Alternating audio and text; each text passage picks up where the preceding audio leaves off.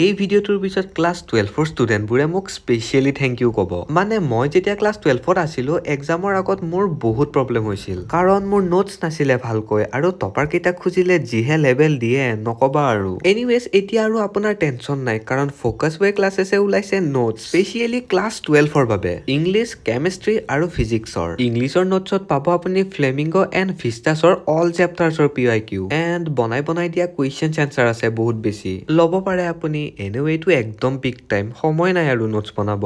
আৰু physics and কেমেষ্ট্ৰিৰ chapter wise formula sheets আছে যোনকেইটাৰ হেল্পত আপোনালোকে কুৱেশ্যন প্ৰেক্টিচ কৰিব পাৰিব। বাকী অৰ্গেনিকৰ নেম ৰিয়েকশ্যনছবোৰো আছে, কিতাপখন খুদালি থাকিব নালাগে আৰু। এতিয়া মেইন কথা, এই নোটছবোৰ জাষ্ট 49 ৰুপিছত পাব পাৰ ছাবজেক্ট, মানে এটা ছাবজেক্টত জাষ্ট 49 ৰুপিজ। এনে 99 আছিলে, বাট এতিয়া দুদিনমান ডিছকাউণ্ট চলি আছে।